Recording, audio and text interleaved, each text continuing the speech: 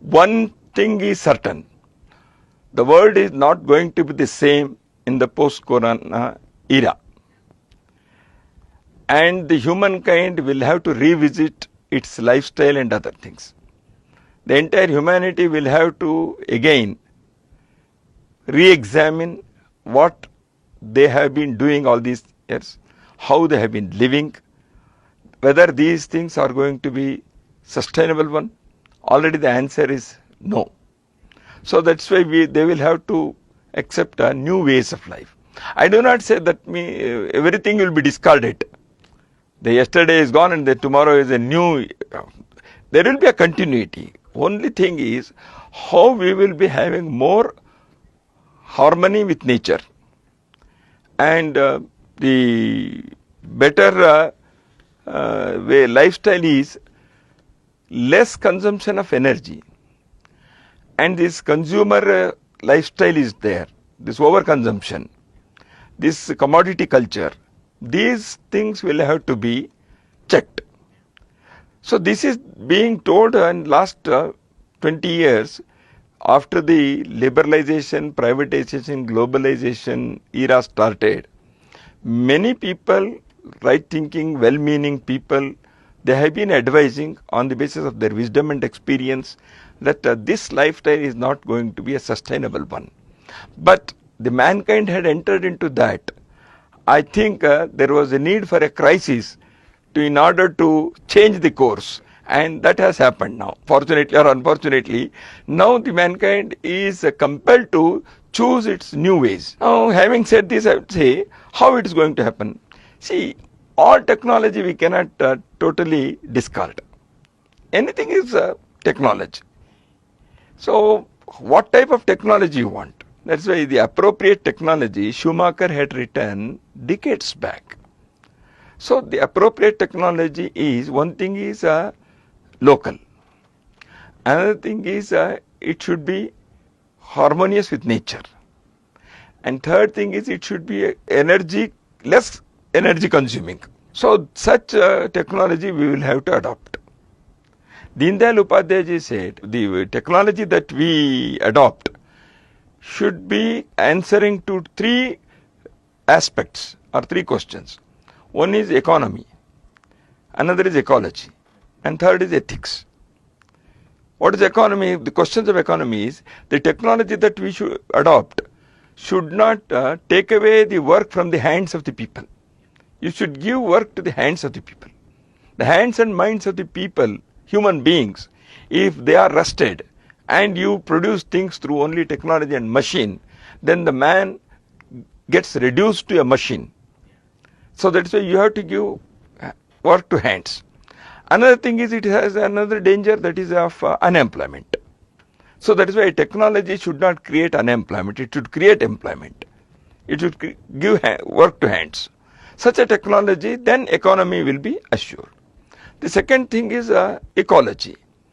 That is one thing which is, I have already said, nature friendly. The ecological, environmental resources should not be disturbed. You can't destroy an environment, we can't destroy our ecology and have a better life on the basis of technology. There is a technology which is a nature friendly technology, which is called appropriate technology by Schumacher. That should be the thing. And the third thing is ethics. The ethical order of technology. For example, human cloning is a technology. Do we accept human cloning? Cloning may be there.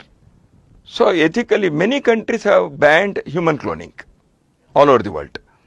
So like that, the ethical input into technology is a thing that we have to practice.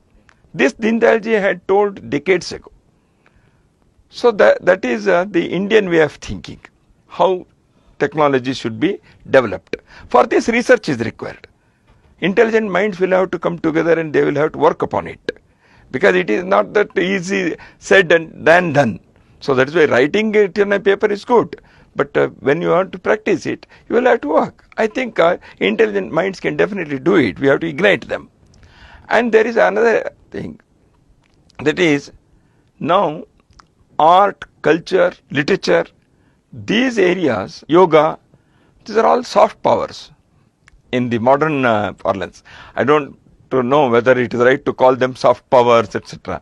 In any way, India as a civilization of 5,000 years or more has this tremendous civilizational resource and civilizational experience that can definitely provide succor to human mind, body, living, etc. anywhere in the world.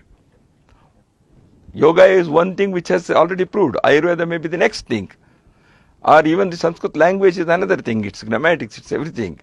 So Indian mathematics, many things are there. Indian cuisines, food items, and then Indian art and culture varieties.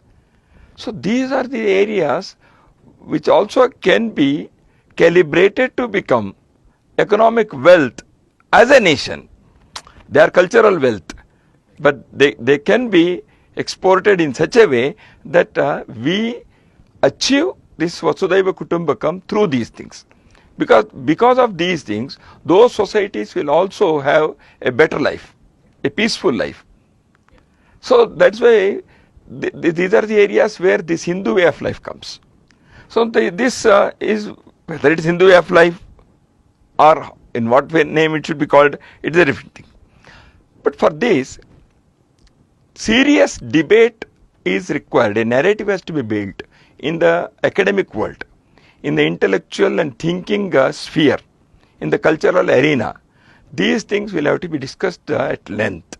Because now today it is preoccupied by various other trends and ideologies and other things. It is not so easy to have dominance over that as of now. But definitely India's Hindu way of life, that is Ishavasya sarvam yatkincha jagatyam jagat, or Swadesho bhuvanatrayam, or our approach to environment, or our approach to flora and fauna, or our way of the spiritual democracy that we have practiced for millennia here. So these are the areas which I call it Sanyogi Ave. Sanskrit, Yoga, Gita, Ayurveda, Veda. So this Sanyogi Ave can become the mantra for the humanity. So that's why I think these are the areas where we can definitely, in this context, I would like to quote Swami Vivekananda and Maharshi Aurobindo, etc. They have told umpteen number of times about the future leadership is going to be India's leadership. This is what Maharshi Aurobindo has also pronounced, Vivekananda also declared. A number of times you have heard. But I am going to quote two Westerners, Western thinkers, Arnold Toynbee. He said it's becoming increasingly clear that this chapter that had a Western beginning will have to have an Eastern ending if the humankind is not to end itself in self-destruction. And that Indian way will be the savior of humankind. This is what Arnold Toynbee has clearly said years ago. Another person who recently died, Jean-Pierre Lehman, who was the director of IMD, and he says very clear, in a global environment desperate for ideas, philosophy and religion, India is the most prolific birthplace of all these because of the great synergy of democracy and diversity and the much greater degree of self-confidence that Indians now feel. The planet needs quite desperately a sense of moral order, spirituality and ethical compass. The Indian religious and philosophical traditions can provide a great deal of all these.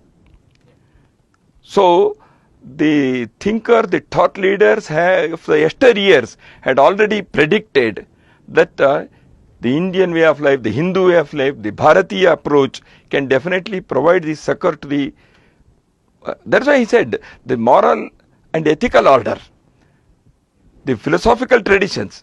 But that is not the only thing, that you need not preach only this thing. How to practice it with a better life. So these things have to be now experimented here as a laboratory in India first. Because it is not enough that we have everything and we are going to provide. No. Unless we have enough research, we have enough experimentation, we have enough confidence to practice for ourselves and then to give to the world, then definitely I think world is ready to embrace it.